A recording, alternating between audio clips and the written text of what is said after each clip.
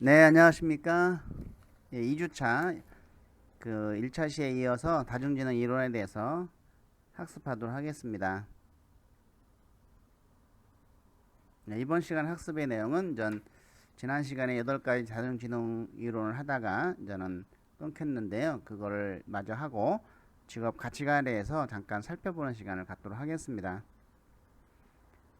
한번 다음에 리듬을 듣고 외운 후에 한번 따라 해보시겠어요? 자, 한번 눌러볼게요.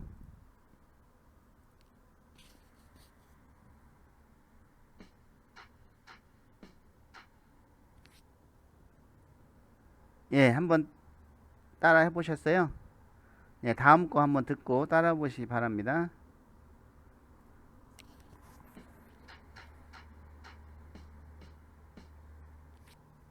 예, 저는 몇 번 들어도 잘 모르겠어요. 이거 금방 따라하는 사람도 있죠. 이런 사람들 음악적 지능이 아주 뛰어난 사람이다. 이렇게 볼 수가 있겠습니다.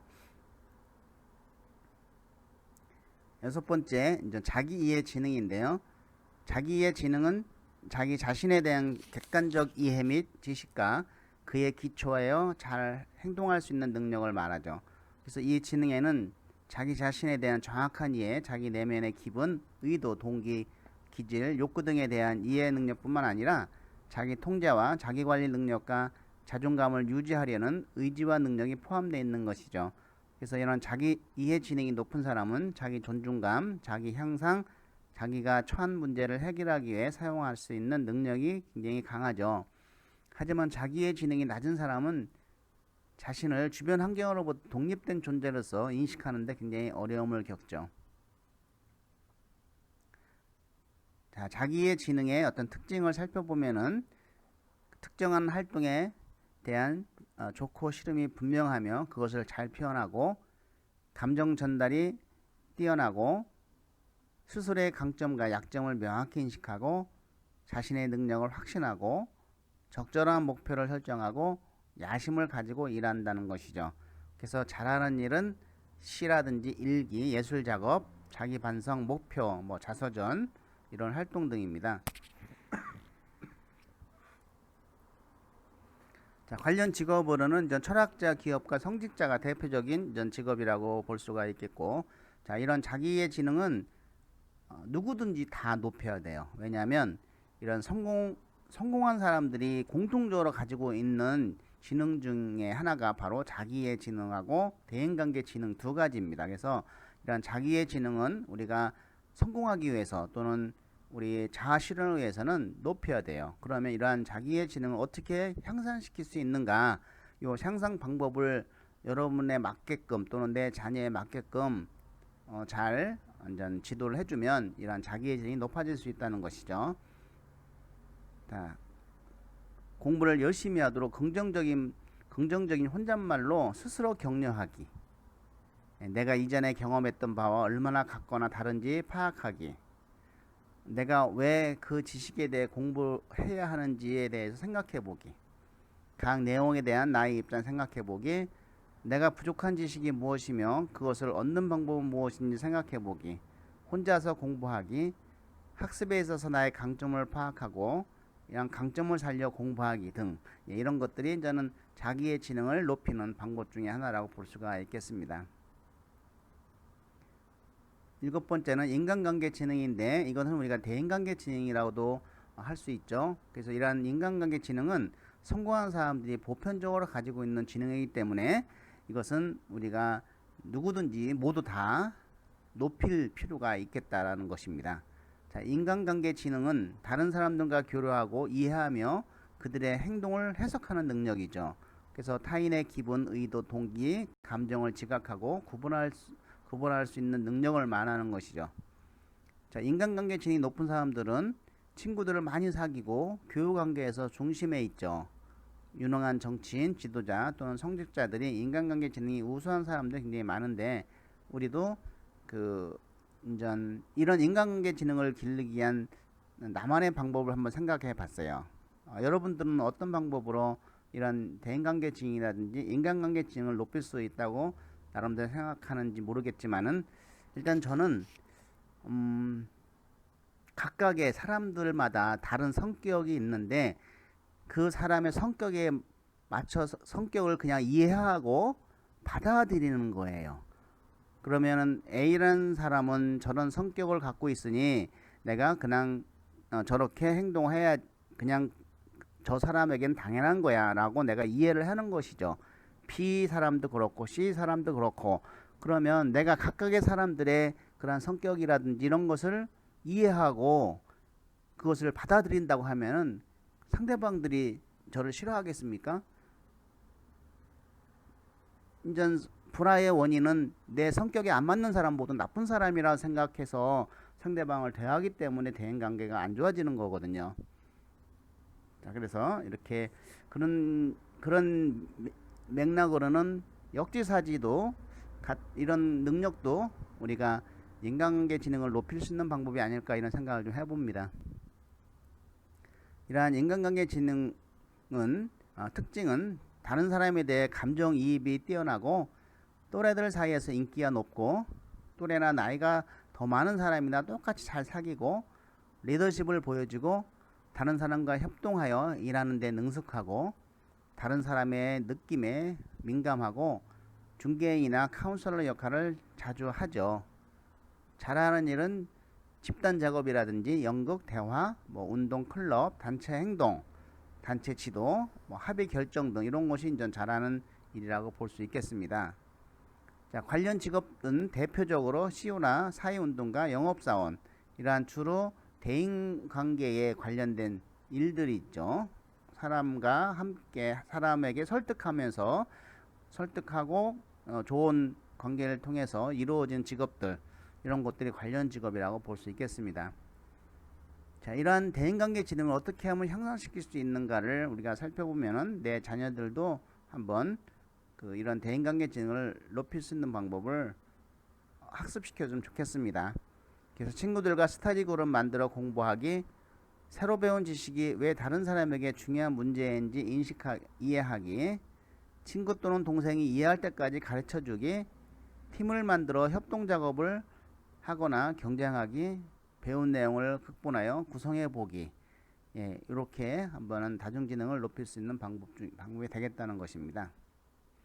자, 8번째는 자연관찰 지능인데요. 이런 자연관찰 지능은 자연 현상에 대한 유형을 규정하고 분류하는 능력을 말하죠. 그래서 자연관찰 지능이 높은 사람은 자연 친화적이고 이런 동물이나 식물 채집을 좋아하며 이를 구별하고 분류하는 능력이 뛰어나죠. 저는 자연관찰 지능도 좀 가지고 있는 것 같지만은 차별하는 것 같아요. 강아지라든지 고양이 이런 걸 굉장히 좋아하는데 파충류는 엄청 징그러워 못 만져요. 무섭고 그래서 전체적인 이 자연 친화적인 아니다, 저는 이렇게 생각을 합니다. 여러분들은 어떠한지요? 네. 이런 자연관찰 지능의 특징은 새, 꽃, 나무 등 동식물에 관심이 많고 동식물의 습성과 생리에 대한 관심을 보이고 인공적인 환경보다 자연적인 환경을 선호하는 편이죠. 자연물의 관찰에 상당한 시간을 할애하고 곤충, 파충류 등에 대한 혐오감이 상대적으로 덜하다. 그리고 화분 등의 관리에 남다른 열정이 있다는 것이고, 잘하는 일은 이런 조개 껍질이나 꽃잎 등에 두드러진 개인적 컬렉션, 자연 사진, 곤충이나 애완견, 가축에 대한 관찰 메모, 동식물 스케치, 이런 것이 잘한다고 볼 수 있겠습니다. 자, 관련 직업으로는 이제 한의사, 조리사, 조련사 등이 이제 대표적인 직업이라고 볼 수가 있겠고, 또 이러한 자연관찰 지능을 높이기 위해서는 내가 이해할 수 있는 방식으로 배운 내용을 정리해 보기, 또 내용의 관계를 자연의 비유로 상상하기, 동물, 사물, 식물 등의 비유, 사물 혹은 생각이 시간이 지남에 따라 어떻게 변하는지 알아보기, 또 몇 가지 단서들이 있으면 조금씩 추적하여 답을 찾기, 나의 네가 굶주리지 않게 밥을 준다고 상상하며 공부하기. 그래서 정원을 가꾸거나 좋은 생각에 씨앗을 뿌리고 키우는 것을 상상해 보라. 그러면 이런 자연관찰 지능이 이제 높아질 수 있다는 것입니다. 자, 요것은 전 다중지능 검사인데, 요것은 제가 자료 공유실에 올려놓도록 하겠습니다. 그래서 각 문항을 읽고 전혀 그렇지 않으면 1, 별로 그렇지 않으면 2, 보통이면 3, 대체로 그러하면 4, 매우 그러면 5에 표시를 해놓고 결과지에 문항별 점수를 기록하면 세로 합계 점수를 계산해 보면 이제 다중지능이 어디가 높은지 이제 나올 수가 있죠. 그래서 뭐 취미생활로 악기 연주나 음악 감상을 즐긴다.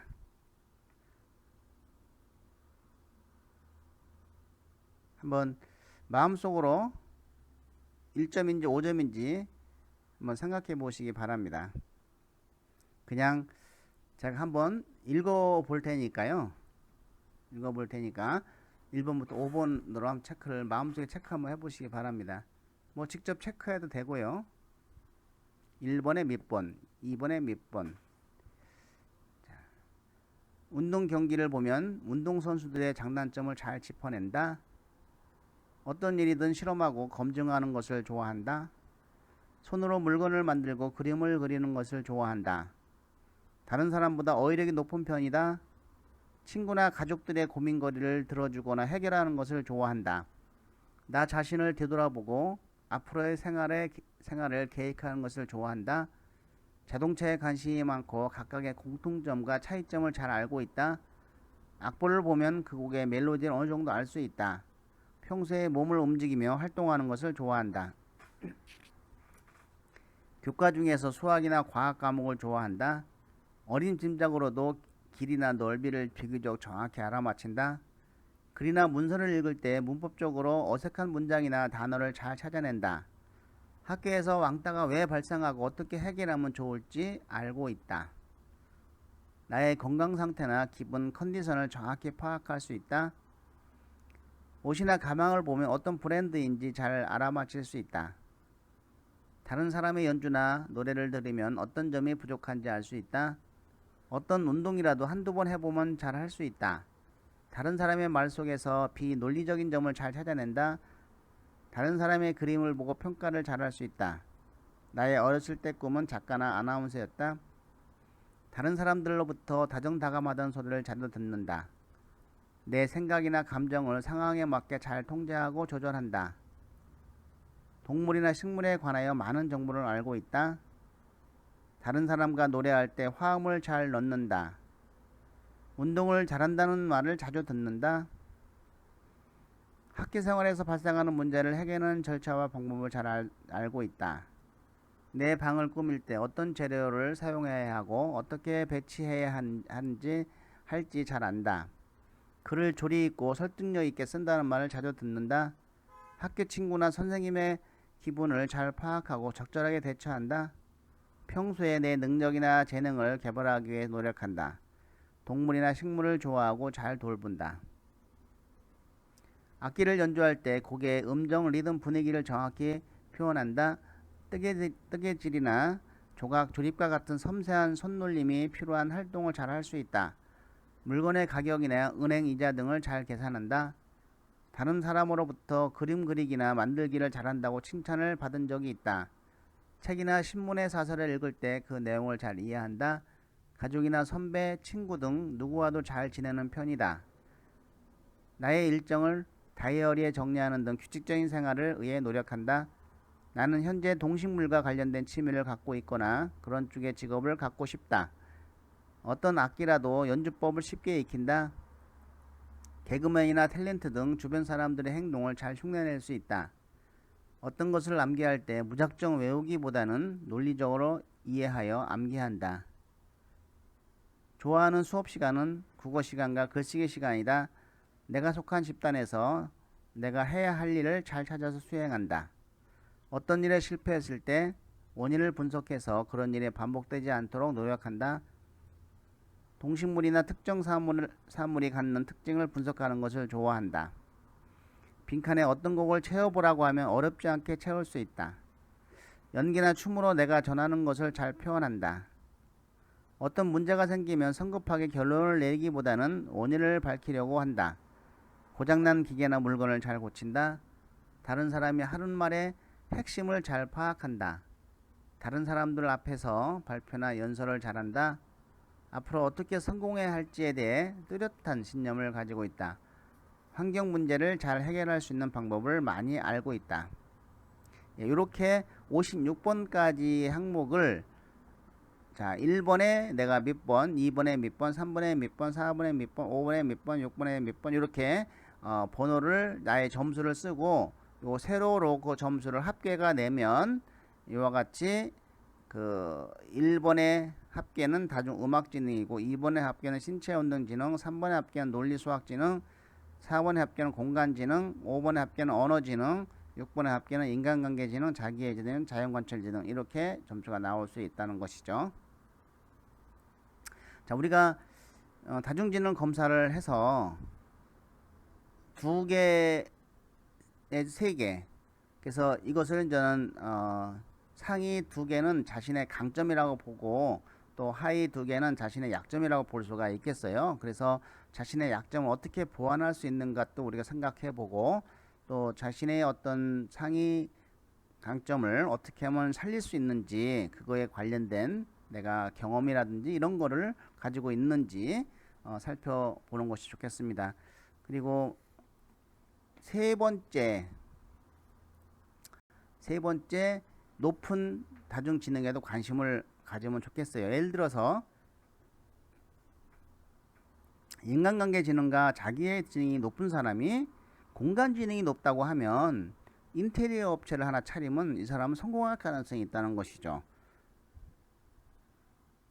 왜냐하면 인간관계 지능은 높고 자기의 지능이 높기 때문에 영업이라든지 또 자기의 어떤 노력이라든지 이런 거를 많이 하니까 자 그래서 이렇게 그 세 번째 높은 지능에도 우리가 관심을 갖는 건 좋겠다는 것입니다. 자, 이번 시간에는 우리가 잠깐 전 직업 가치관에 대해서 이제 살펴보도록 하겠는데요.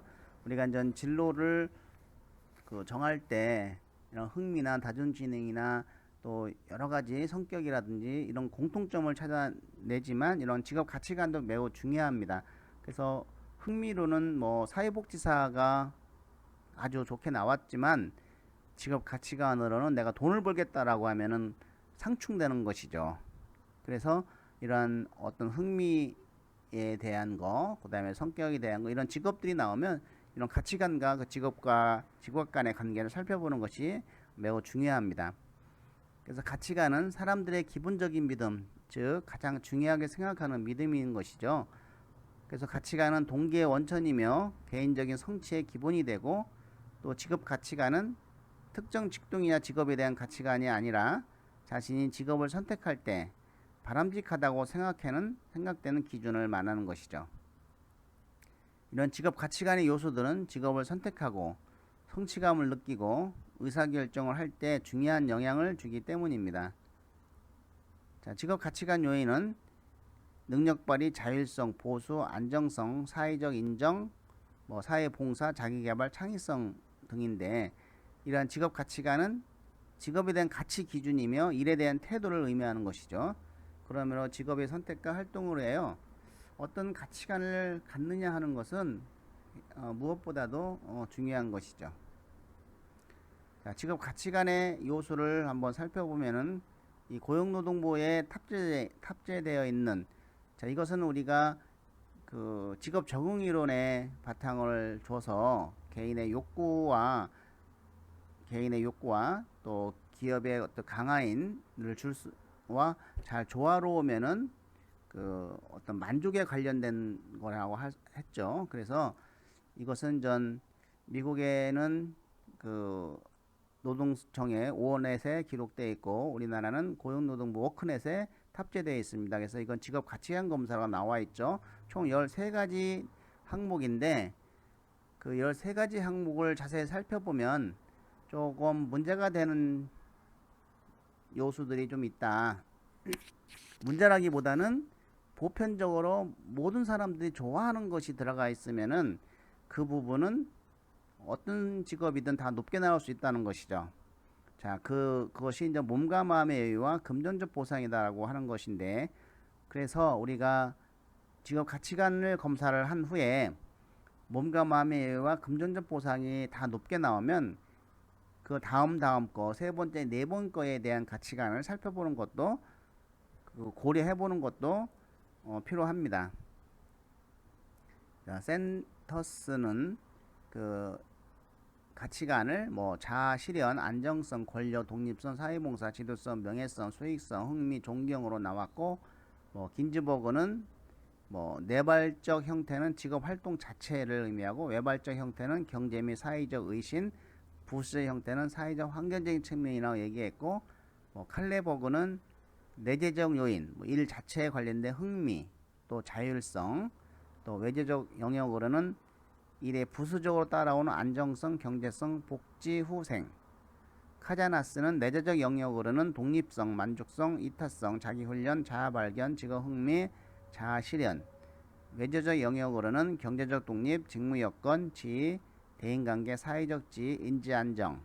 근데 우리가 이런 어떤 직업 가치관이나 그냥 일반적인 가치관에서 보았듯이 그 직업을 선택할 때 이런 내재적 가치를 따르는 것이 훨씬 더 행복하다고 하는 연구 결과는 많이 있습니다. 외재적인 것보다. 그래서 우리가 자신이 좋아하고 잘하고 하고 싶어하고 하는 이런 내재적 요인에 많은 그 점수를 줘서 직업을 선택하게 하는 것이 좋겠다라는 개인적인 생각입니다. 그런 연구 결과도 많이 나와 있고요. 또 밀러는 내재적 요인은 성취성, 이타성, 창의성, 심미성, 외적 자극, 경영관리. 자, 외재적 영역으로는 협동심, 경제적 보수, 독립성, 명예심, 안정성, 감독과의 관계, 환경 조건, 다양성, 생활 양식. 자, 로젠버그, 뭐 독창성, 적성, 봉사, 직업 환경, 지위, 경제성, 안정성. 자, 수퍼는 이런 내재적 영역으로는 이타주의, 창의성, 독립성, 지적 자극, 심미성, 성취, 경영관리. 뭐 외재적으로는 생활방식, 안정성, 보수, 명예. 뭐 부수적 영역으로는 환경, 경영자와의 관계, 동료와의 관계, 다양성. 자, 이런 구성 요소들을 보면은 거의 비슷비슷한 이런 것들이 다 포함되어 있다고 볼 수가 있겠죠. 자, 그래서 우리나라는 직업 가치관 검사로서 한국 고용정보에서 개발한 직업 가치관 검사는 워크넷과 커리어넷에서 우리가 할 수가 있습니다. 워크넷에서의 직업 가치관의 내용은 여기가 13가지로 구성되어 있고, 커리어넷 직업 가치관 검사는 직업 가치관의 이해 및 가치관에 적합한 직업 탐색을 위한 검사로 이러한 성취, 변화 지향 등 다양한 직업 가치관의 요인에 대한 가치 수준을 비교, 그래서 유사한 특성을 가진 직업을 추천하고 있다는 것이죠. 우리가 이 직업 가치관 검사를 해보면은 프로파일 형태로 이렇게 나타나 있어요. 여러분 한번 이 워크넷에 들어가서 가치관 검사를 한번 살펴보시기 바랍니다. 자, 이런 직업에서 추구하는 각각의 가치관에 대한 거 이렇게 그냥 활동전환을 넣어봤습니다. 그래서 매우 중요하다, 그저 그렇다. 그래서 사람마다 이 가치관이 많이 틀립니다. 어떤 사람은 여기 보시면은 이제 뭐 보수가 많다를 매우 중요하게 생각하는 사람이 있는 반면에 그저 그렇다라고 한 사람이 있어요. 그래서 1위부터 3위까지 체크를 한 다음에 내가 정말 포기할 수 없는 가치관이 뭔지를 적고 그 이유를 뭐 이야기하는 거, 뭐 이런 것도 한번 생각해 볼 필요가 있겠습니다. 자, 여기에 뭐 워크넷을 한번 들어가 보면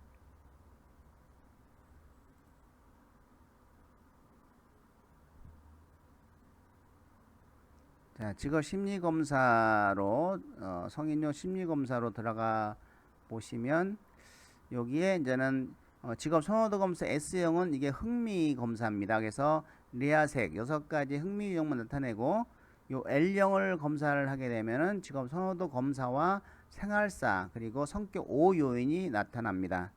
자, 그리고 요게 직업 가치관 검사죠. 13가지 직업 가치관이 나타나고 이것이 이제는 성인용 직업 적성 검사인 것이죠. 11개의 적성 검사가 나타납니다.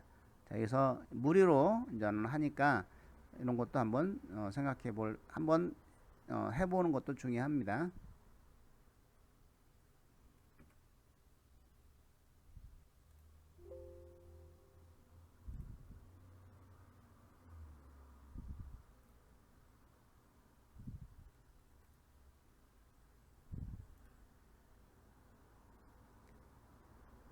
자, 그래서 이번 시간은 이런 그 다중지능의 자기의 지능은 자기 자신에 대한 객관적인 이해 및 지식에 대해 지식과 그의 기초하여 행동할 수 있는 능력. 인간관계 지능은 다른 사람들과 교류하고 이해하며 그들의 행동을 해석하는 능력. 이 두 개의 어떤 지능은 우리가 성공할 수 있는 아주 기본적인 베이스적인 조건이기 때문에 그 모두 다 향상시키는 것이 좋겠다라는 생각입니다. 자, 그리고 직업 가치관은 직업에 대한 가치 기준이며 일에 대한 태도를 의미하고, 그러므로 직업의 선택과 활동을 위해서 어떤 가치관을 갖느냐 하는 것은 무엇보다 중요하다는 것이죠. 예, 2차 시 마칠까 합니다. 수고하셨습니다.